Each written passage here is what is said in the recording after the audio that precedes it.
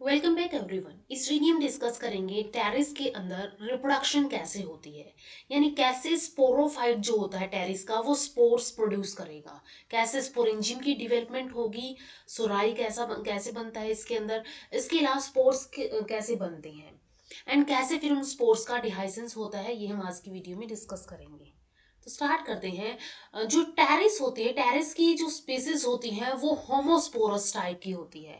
Homosporous का meaning है ये एक ही सिंगल काइंड के स्पोर्स, ठीक है, वन काइंड के स्पोर्स का प्रोडक्शन करते हैं।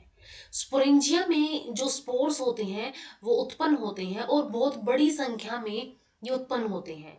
और ये कहाँ उत्पन्न होंगे? ये उत्पन्न होते हैं जो पिन्यूल्स होते हैं उनके एबेक्सियल साइड के ऊपर।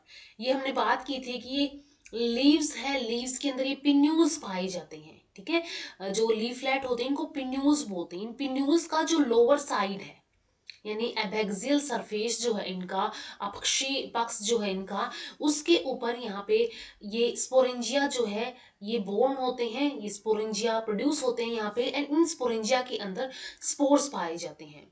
टेरिस की जो अधिकांश स्पीसीज है, प्रजातियां हैं, उनके सभी फ्रॉन्ट्स, ठीक है, उनके सभी फ्रॉन्ट्स पर स्पोरेंजिया होते हैं। यानी ये जो फ्रॉन्ट्स है, लीव्स है, इनके ऊपर स्पोरेंजिया पाए जाते हैं। और इन फ्रॉन्ट्स जिनके अंदर स्पोरेंजिया होते हैं, जिन फ्रॉन्ट्स के अंदर स्पोरेंजिया बियर करते हैं, जो फ्रॉन्ट्स स्पोरेंजिया बियर करते हैं, उन फ्रॉन्ट्स को स्पोरोफिल्स कहा जाता है, ठीक है, उनको स्पोरोफिल्स यहाँ पे कहा जाता है। तो बेसिकली तो सारे के सारे फर्टाइल फ्रॉन्ट्स यहाँ पे पाए जाते हैं, इनको स्पोरोफिल कहा जाता है। लेकिन कुछ स्पीसीज जो है टेरिस की वो डायमॉर्फिक लीव्स भी शो करती हैं। डायमॉर्फिक लीव्स का मीनिंग है कि वहां पे दो टाइप के लीव्स होंगे, दो टाइप के फ्रॉन्ट्स होंगे। कुछ फ्रॉन्ट्स वहां पे स्ट्राइल फ्रॉन्ट्स होते हैं जिनके अंदर स्पोरेंजिया नहीं होते हैं, एंड कुछ फर्टाइल फ्रॉन्ट्स होते हैं जिनके अंदर स्पोरेंजिया बियर करते हैं। एंड स्पोरेंजिया जिन फ्रॉन्ट्स के पास होते हैं उनको स्पोरोफिल्स कहा जाता है। इसके बाद नेक्स्ट है कि कैसे इन सोराई या फिर सोरस की डेवलपमेंट होती है। जो सोराई जो होते हैं या फिर सोरस जो होते हैं केवल एक निरंतर ऊपरी सीमांत यानी कि मार्जिनल इंड्यूजम द्वारा कवर की जाती है। यहाँ पे क्या होता है, एक मार्जिनल इंड्यूजम पाया जाता है जिसके थ्रू ये कवर की जाती है, और जो लोअर इंड्यूजम है वो पूरी तरह से यहाँ पे अनुपस्थित होता है, एब्सेंट होता है। सिर्फ अपर इंड्यूजियम यहाँ पे पाया जाता है। सोराई को का जो ओरिजिन है ये मार्जिनल माना जाता है, लेकिन बोवर के अनुसार सोराई मूल रूप से स्थायी यानी कि सुपरफिशियल है, ठीक है। कई के अकॉर्डिंग तो अब क्या है, मार्जिनल होता है, लेकिन बोवर के अकॉर्डिंग यहाँ पे जो सोराई है उनका ओरिजिन सुपरफिशियल या फिर सही माना जाता है। अब अगर इनका ओरिजिन मार्जिनल है, मार्जिनल है, तो वहां पे मार्जिन से क्या करेंगी, नई सेल्स की फॉर्मेशन करेंगी। तो यहाँ पे जो यंग फर्टाइल पिन्यूल्स होते हैं उनकी जो मार्जिनल सेल्स है उसके अंदर डिवीजन होती है, जिसके परिणाम स्वरूप मार्जिन के क्षेत्र को बाहर धकेल दिया जाता है, ठीक है। डेवलपमेंट के कारण ये इसको बाहर धकेल दिया जाता है और इसको अपर इंड्यूसिंग इससे बनता है, ठीक है, इसको अपर इंड्यूसिंग इसको बोलेंगे।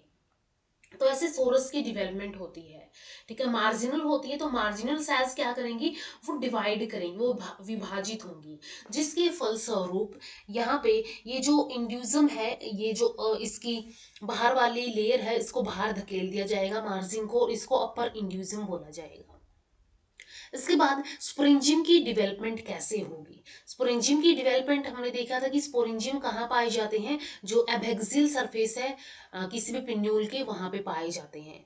इनकी जो डेवलपमेंट है वो लेप्टोस्पोरेंजिएट टाइप की होती है।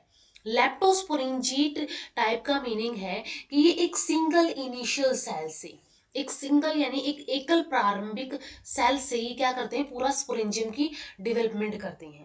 और ये जो सिंगल इनिशियल सेल है इसको स्पोरेंजियल इनिशियल बोला जाता है। स्पोरेंजियल इनिशियल डिवाइड करके एक आउटर सेल की फॉर्मेशन करती है, एक इनर सेल की फॉर्मेशन करती है। सबसे पहले तो हमें यही देखना है कि वहां पे मार्जिनल सेल से अपर इंड्यूसिम बना, इसके बाद ये जो है एक सेल क्या करेगी, एक स्पोरेंजियल इनिशियल दो के अंदर डिवाइड होगी, एक आउटर सेल होगी, एक इनर सेल होगी। इनर सेल फर्दर आगे विभाजित नहीं होती है, आगे डिवाइड नहीं होती है, अगर होती भी है तो जो ये स्पोरेंजियम की डेवलपमेंट है इसके अंदर पार्टिसिपेट ये नहीं करेगी। तो ये जो आउटर सेल है, ये आउटर सेल ही मिलके क्या करेगी, डिवेल्प होके स्पोरेंजियम की फॉर्मेशन करेगी। तो ये आउटर सेल अब क्या करती है, ये आउटर सेल फर्दर यहाँ पे डिवाइड होती है, ठीक है। ये आउटर सेल जो है ये कुछ डायगोनल डिवीजन शो करती है, जिसकी वजह से एक पिरामिडल एपिकल सेल की फॉर्मेशन कर लेती है। ये एपिकल सेल फर्दर डिवाइड करती है और डिवाइड हो गए, इसके जो ऊपर वाले 3 सेगमेंट है वो तो प्रोक्सिमल पार्ट बनाते हैं स्प्रिंजियल जैकेट का, और जो लोअर सेगमेंट है वो स्प्रिंजियम की जैकेट की फॉर्मेशन करता है, ऐसा टाइप का होता है। तो स्ट्रोक यहाँ पे बनेगी और एक यहाँ पे अपर पार्ट बनेगा स्प्रिंजियल जैकेट का। तो ये पिरामिडल एपिकल सेल अब क्या करेगी, ठीक है। स्पोरेंजियल इनिशियल था, 2 के अंदर डिवाइड हुआ, outer and inner cell. Inner cell divide नहीं करेगी, outer cell pyramidal apical cell बनाएगी।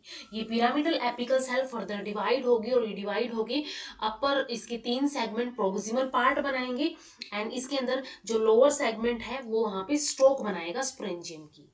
अब ये जो पिरामिडल एपिकल सेल है, ये पिरामिडल एपिकल सेल फिर से डिवाइड होगी outer cell and inner cell के अंदर। आउटर सेल को यहाँ पे जैकेट इनिशियल बोला जाता है, इनर सेल को टेट्राहेड्रल इनिशियल सेल बोला जाता है। जैकेट इनिशियल आगे जाके स्प्रिंजियल जैकेट की फॉर्मेशन करेगी, ठीक है। इसका काम है स्प्रिंजियल जैकेट की फॉर्मेशन करना, जो कि 13 सेल, ठीक, एक जो है एक लेयर होती है, और फिर एनुलस की फॉर्मेशन ये करती है, ठीक है। तो स्प्रिंजियल जैकेट की फॉर्मेशन करेगी जैकेट इनिशियल। अब बात आती है यहाँ पे इनर सेल की, जिससे यहाँ पे spore mother cells and spores की फॉर्मेशन होगी। ये inner cell tetrahedral initial cell होती है, जो कि इंटरनल एपिकल सेल की तरह एक्ट करेगी, और ये इंटरनल एपिकल सेल फिर से डिवाइड होके ये बना लेगी ट्यूबुलर टैपिटल इनिशियल और प्राइमरी स्पोरोजीनियस सेल। ये जो ट्यूबुलर टैपिटल इनिशियल है ये एंटीक्लाइनली एंड पेरिक्लाइनली डिवाइड करेगी, और ये बना लेगी एक डबल लेयर्ड टैपिटम को, ठीक है। दोहरी परत वाला टैपिटम ये फॉर्म कर देती है। और जो प्राइमरी स्पोरोजीनियस सेल है ये 4 सक्सेसिव डिवीजन शो करेगी, यानी कि एक डिवाइड हुई, एक से 2 बनी, 2 से फिर फर्दर यहाँ पे 4 की फॉर्मेशन होगी। तो इस वे में 4 सक्सेसिव डिवीजन ये करेगी, और ये 16 स्पोर मदर सेल्स की फॉर्मेशन कर देगी, ठीक है। 16 बीजाणु मातृ कोशिकाओं की फॉर्मेशन कर देगी।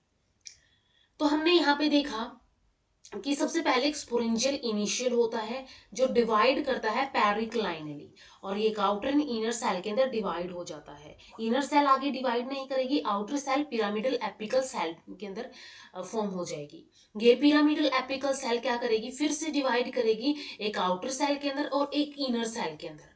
आउटर सेल को जैकेट इनिशियल बोला जाता है, जो कि स्पोरेंजियल जैकेट की फॉर्मेशन करेगी आगे जाके, और इनर सेल को टेट्राहेड्रल आर्किस्पोरियल या फिर टेट्राहेड्रल इनिशियल सेल बोला जाता है, जो कि टेट्राहेड्रल आर्किस्पोरियल सेल्स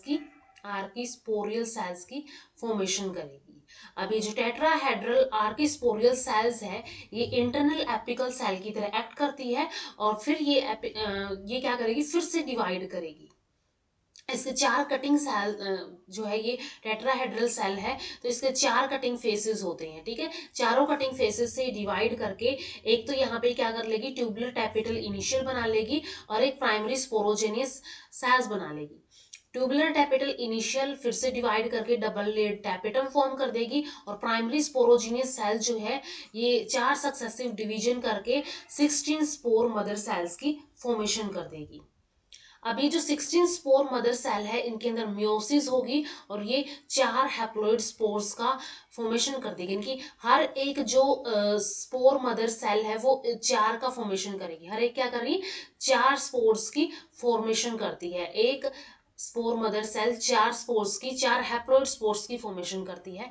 इस वे में यहाँ पे 64 स्पोर्स यहाँ पे होने चाहिए, लेकिन ऐसा नहीं होता है, कभी कभी एक या इससे अधिक बीजाणु मातृ कोशिका यानी कि स्पोर मदर सेल्स निरस्त हो जाती है, बोल्ट हो जाती है, और आगे विभाजित होने में फेल हो जाती है, ये विफल हो जाती है, जिसके परिणाम स्वरूप यहाँ पे क्या होगा, स्पोरेंजियम के अंदर, बीजाणु धानी के अंदर हमेशा जो 64 बीजाणु यहाँ पे नहीं होते हैं। ये एक रेंज के अंदर पाए जाते हैं, 32 to 64 जो है स्पोरेंजियम के अंदर स्पोर्स पाए जाते हैं। तो इस वे में यहाँ पे स्पोर्स की फॉर्मेशन हो जाती है। अब यहाँ पे अगर हम इसको डायग्रामेटिकली देखें कि कैसा ये डायग्राम होता है इसका, इसके अंदर अगर हम यहाँ पे हमने सबसे स्टार्टिंग में देखा था कि जो यहाँ पे यंग फर्टाइल पिन्यूल्स थे उनकी मार्जिनल सेल्स क्या करेंगी, मार्जिनल सेल डिवाइड होंगी एंड अपर इंड्यूजम की फॉर्मेशन करेगी, ये ग्रोइंग इंड्यूजम हो गया। इसके बाद ये एक लेप्टोस्पोरेंजियम टाइप की इसके अंदर डेवलपमेंट होती है, यानी कि एक ही सिंगल सेल से यहाँ पे स्पोरेंजियम की फॉर्मेशन होगी, तो इसको बोला जाता है स्पोरेंजियल इनिशियल सेल। ये स्पोरेंजियल इनिशियल क्या करेगी, डिवाइड होगी एक आउटर सेल के अंदर और एक इनर सेल के अंदर। इनर सेल आगे जाके डिवाइड नहीं करेगी, आउटर सेल आगे जाके डिवाइड करेगी और यही स्पोरेंजियम की फॉर्मेशन करेगी। अब ये जो आउटर सेल है, आउटर सेल फिर से डिवाइड करेगी, ठीक है, ये आउटर सेल फिर से डिवाइड करेगी, तीन इंटरसेक्टिंग डायगोनल डिवीजन करेगी एंड ये पिरामिडल एपिकल सेल की, ये पिरामिडल एपिकल सेल की फॉर्मेशन कर देती है। अभी पिरामिडल एपिकल सेल क्या करेगी, फिर से डिवाइड करेगी और एक तो ये जैकेट इनिशियल की फॉर्मेशन कर देगी, ठीक है, जैकेट इनिशियल की फॉर्मेशन कर देगी एंड टेट्राहेड्रल आर्किस्पोरियल सेल की फॉर्मेशन कर देगी जो कि इनर साइड में होती है। अब ये टेट्राहेड्रल आर्किस्पोरियल सेल, ठीक है, टेट्राहेड्रल आर्किस्पोरियल सेल जो है ये एक्ट करती है इंटरनल एपिकल सेल की तरह। अब ये इंटरनल एपिकल सेल फिर से डिवाइड करेगी एंड ये बना देगी यहाँ पे टैपेटल इनिशियल्स एंड बीच में ये आर्किस्पोरियल सेल होगी। ये आर्किस्पोरियल सेल फर्दर क्या करेगी, प्राइमरी स्पोरोजीनियस सेल्स की फॉर्मेशन करेगी एंड ये प्राइमरी स्पोरोजीनियस सेल फिर क्या करेंगी, स्पोर मदर सेल्स की फॉर्मेशन करेगी एंड टैपेटल सेल्स जो है ये टू लेड यहाँ पे होगी, ये स्टोक हो गई, ये जैकेट हो गई एंड यहाँ पे दो टैपेटल लेयर यहाँ पे पाई जाती है एंड बीच में क्या होगी, स्पोर मदर सेल्स होगी। अब हर एक स्पोर मदर सेल क्या करेगी, 4 हैप्लॉइड स्पोर्स के अंदर डिवाइड हो जाएगी एंड इस वे में 32 to 64 स्पोर्स की फॉर्मेशन कर लेगी। इसके बाद नेक्स्ट आता है, ये जो डेवलपमेंट हो गई इसकी, इसके बाद नेक्स्ट आता है मेच्योर स्पोरेंजियम, इसके अंदर कैसा होगा। तो ये मेच्योर स्पोरेंजियम के अंदर एक स्ट्रोक होगी, एक कैप्सूल होगा। तो इसके अंदर अगर हम यहाँ पे देखें तो मेच्योर स्पोरेंजियम के अंदर एक स्टोक होता है, एक डंठल होता है और एक कैप्सूल के अंदर ये डिफरेंशिएट होता है, ठीक है, एक यहाँ पे स्टोक होगी और एक ये कैप्सूल होगा। स्टोक जो है लंबा पतला और कोशिकाओं की 3 वर्टिकल रोज से बना हुआ होता है, जबकि ये जो कैप्सूल है, ये कैप्सूल कैसा होता है, ओवल यानी अंडाकार या द्विउतल बाई कन्वेक्स टाइप का होता है। स्प्रेंजियल जैकेट एकल स्तरित यानी कि सिंगल लेड यहाँ पे होती है और 13 मोटी दीवार वाली कोशिका यानी कि 13 thick walled cell, thick walled cell जो होंगी वाला एक एनुलस आधार बेस से कैप्सूल के लगभग 3/4 तक फैला हुआ होता है। अब यहाँ पे क्या होगा, यहाँ पे ये 3/4 तक यहाँ पे फैला हुआ होगा, बेस के से लेके 3/4 भाग तक यहाँ पे 13 थिक वॉल्ड सेल वाला एक एनुलस फैला हुआ होता है। अब इसके डिस्टल एंड पर जो इसका डिस्टल एंड है, इस पर एनुलस की पतली भित्ति वाली कोशिकाएं की एक स्ट्रिप पाई जाती है और इस स्ट्रिप को स्ट्रोमियम बोला जाता है, ठीक है, इस स्ट्रिप को स्ट्रोमियम बोला जाएगा और कैप्सूल के अंदर 32 से लेके 64 बीजाणु यानी स्पोर्स यहाँ पे पाए जाते हैं। तो ये मेच्योर स्पोरेंजियम हो गया। अब इसके अंदर ये स्पोर्स होंगे एंड इन स्पोर्स का डिहाइसेंस होगा। तो कैसे इस स्पोरेंजियम का डिहाइसेंस होगा, ये हमने यहाँ पे सबसे फर्स्ट देखा कि यहाँ पे अंदर की साइड ये लेयर होती है और ये क्या हो गई, ये एनुलस हो गई, ठीक है, 3rd 4th तक ये फैली हुई होती है एनुलस। इसकी जो अंदर वाली जो इसकी सेल्स है या फिर बोल सकते हैं इसकी दीवारें हैं, वो भित्ति है वो कैसी होती है, मोटी होती है और बाहर वाली कैसी होती है, पतली होती है। तो अब स्पोरेंजियम का जो डिहाइसेंस स्फुटन है वो एनुलस कोशिकाओं की हेल्प से होता है। एनुलस कोशिकाओं के अंदर परिवर्तन होगा जिसकी वजह से यहाँ पे क्या होगा, इसके अंदर डिहाइसेंस होगी। अब इन कोशिकाओं की जो रेडियल और आंतरिक स्पर्श रेखाएं हैं, इनर रेडियल और इनर टेंजेंटियल वॉल है वो मोटी होती है, ठीक है, इनर वाली वॉल की अगर बात करेंगे थोड़ी सी मोटी है और बाहर वाली वो मोटी नहीं होती है, बाहर वाली कैसी होती है, थिन होती है, पतली होती है।